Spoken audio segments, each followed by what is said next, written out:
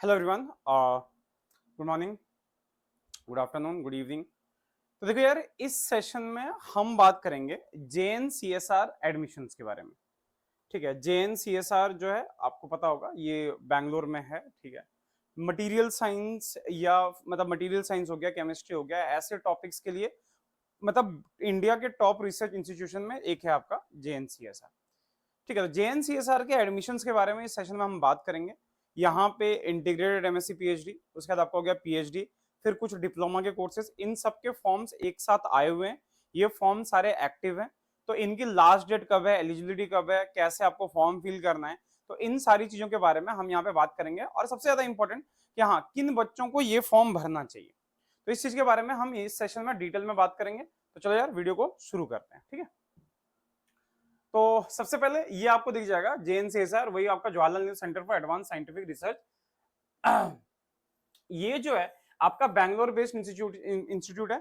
इसको देखो, इसकी डायरेक्ट फंडिंग जो आपको दिखेगा, this is an autonomous institute under department of science and technology, government of India and an institution deemed to be university. ठीक है, आपका यहाँ पे फॉर्म्स किसके किसके लिए आ रखे हैं भाई? आपके इसके जो फॉर्म्स आ रखे हैं for PhD, MS in engineering, MS in research, इसके फॉर्म्स आ रखे हैं।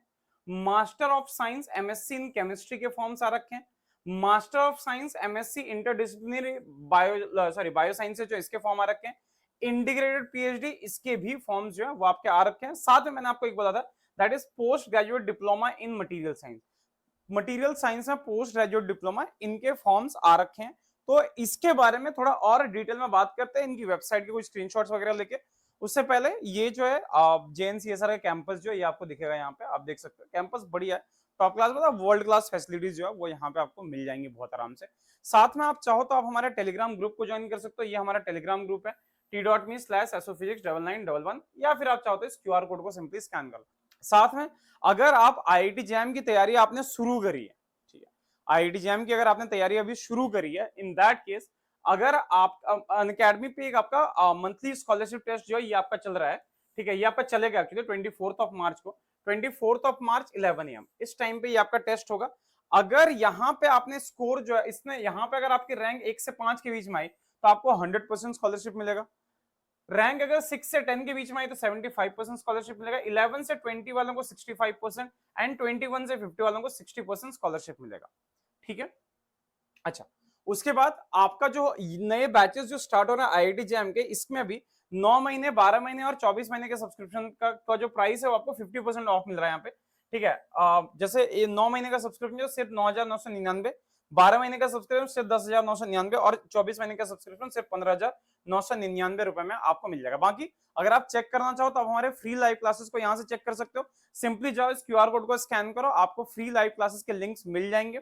जाके एक बार देखो वहां पे क्लासेस कैसी हो रही है, यूआई कैसा है, यूजर इंटरफेस वगैरह कैसा है, तो आप कैसे कमेंट कर सकते हो, कैसे क्वेश्चन कर सकते हो, टीचर कैसे पढ़ाते हैं, ये सारी चीजें देखने के बाद आगे आप डिसाइड करना कि सब्सक्रिप्शन लेना है या नहीं लेना है। ठीक है, तो ये बात होगी। आ जाओ वापस अब चलते हैं टॉपिक पे। तो ये आपका हो गया वेबसाइट जेएनसीएसआर का। ठीक है, यहाँ पे देख लो आप रिसर्च एडमिशन 24-25 के फॉर्म्स आ रखे हैं। ब्रोशर आपको यहाँ पे दिख जाएगा। ठीक है, उसके बाद एडवर्टाइजमेंट इंग्लिश हिंदी जो भी है, आपको अप्लाई करने के लिए यहाँ पे सिंपली क्लिक करना है। तो सबसे पहला काम जो हमेशा होता है कि भाई देखो, थोड़ा सा ब्रोशर ना हमेशा पढ़ लिया करो। ब्रोशर पढ़ना बहुत ही ज्यादा जरूरी है।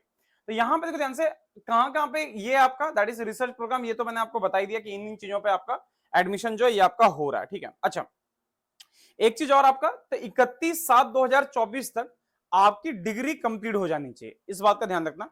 आप अभी जिस भी कोर्स को कंटिन्यू कर रहे हो वो कोर्स आपका 31 जुलाई 2024 से पहले पहले कंप्लीट हो जाना चाहिए, तभी आपको तभी आप यहाँ पे एडमिशन के लिए एलिजिबल हो पाओगे।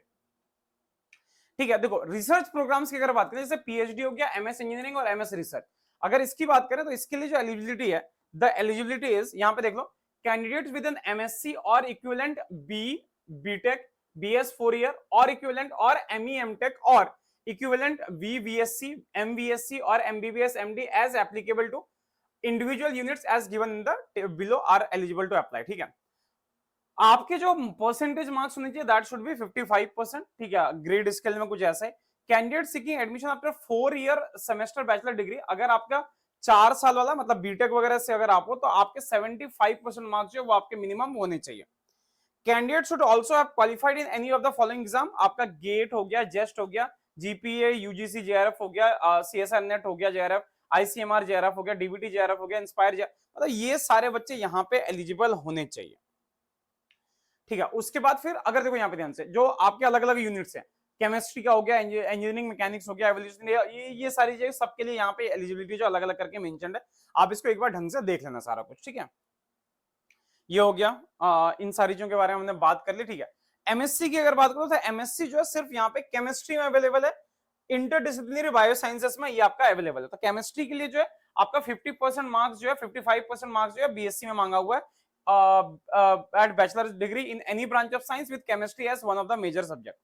इंटरडिसिप्लिनरी बायोसाइंसेस में वही आपका हो गया 55% मार्क्स इन बैचलर, और ये आपका कोई जैम वगैरह कुछ आपका यहाँ पे इक्विवेलेंट जो है वो क्वालिफाई होना चाहिए। यहाँ पे इसमें जैम वगैरह नहीं मांगा, केमिस्ट्री में अगर आपको एमएससी करनी है तो इसलिए जैम वगैरह कुछ मांगा नहीं है। सिलेक्शन प्रोसीजर जो होगा, shortlisting for interviews for MSc in chemistry will be done based on performance in joint, हाँ बेसिकली यहाँ पे जैम मांगा, सॉरी, तो आपका जैम के बेसिस पे ही आपका एग्जाम होगा, और आपका एक रिटन एग्जाम होगा that will be conducted by JNCSR. मतलब या तो जेएनसीएसआर का रिटन एग्जाम क्लियर करो शायद अगर हुआ तो, और नहीं तो फिर आपका जैम जो है, जैम का स्कोर जो वो आपका कंसीडर किया जाएगा।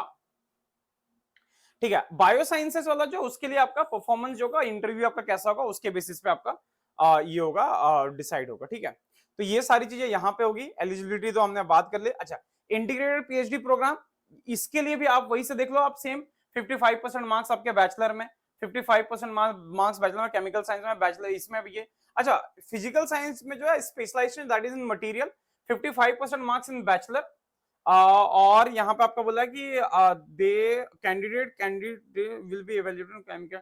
ठीक है, मतलब आपका बेसिकली यहाँ पे स्कोर जो है in national level exam, national level exam में आपने कैसा स्कोर किया, तो इसके अकॉर्डिंग जैसा नेशनल लेवल एग्जाम अगर मेंशन्ड है, इसका मतलब ये हो गया कि जेस्ट और जैम दोनों के ही बच्चे इस फॉर्म को बहुत आराम से भर सकते हैं।